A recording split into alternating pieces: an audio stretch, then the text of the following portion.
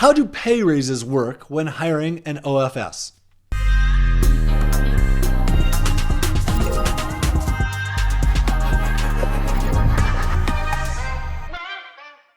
After an OFS or a virtual assistant has worked for you for some time, you're going to want to raise their pay, and they're going to want a pay raise. So how does this work? Well, there's all kinds of ways that you can handle this. And I'm going to start from early on in the relationship to as things progress more.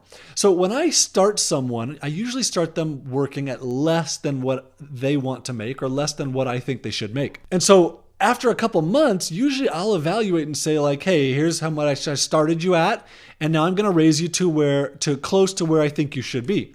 And we'll continue a little bit more. And then at maybe 6 months, I'll say, hey, now I'm going to put you out where I think you should be. So I've given them a couple raises from the beginning to 6 months. And that's only if I start them off low. If I start them off where I think they should be, then I'm not going to do that in the first 6 months. After that, I typically give a raise once per year. And that raise I usually do between $25 and $50 or between 5 and 10% of their salary. And so a 10% raise is a pretty good raise compared to normal jobs like in the US. But for me, it's not as big of a deal when I'm adding $50 per month to a salary. So I usually do this in early January where I'll evaluate like, hey, I think your performance has been really, really good this year. Here's a $50 raise. Or, hey, I could see getting more from you than what I feel like I'm getting.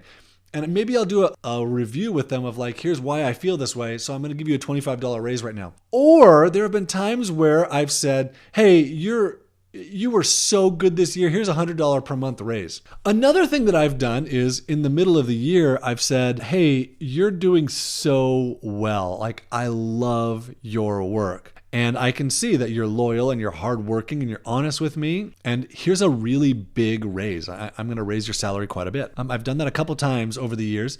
And obviously it's received really well.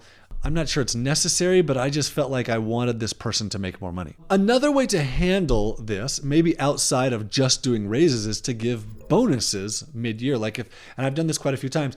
If someone's doing well, I will send a bonus at the end of the month. And like, here's an extra $100 this month just because thank you for the good work you're doing. So there's not a standard for how raises should be done. You don't have to give a raise once a year. You don't have to do a performance review. You don't have to, whatever it is, whatever your job in the US does or used to do, you don't have to do that. I like to look at it as, how would I like to be treated if I was in their shoes?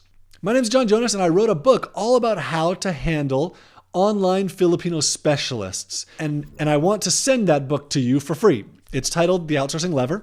And if you go to outsourcinglever.com, I will ship it to you if you'll pay the shipping cost. I've already paid for the book. In the book, I cover all the cultural things that you should know about. I cover how to hire and how to fire and how to handle raises, and how to communicate and communication issues you'll deal with, and all kinds of things that you should know that I've learned since I hired my first VA, virtual assistant in the Philippines in 2005. Outsourcinglever.com.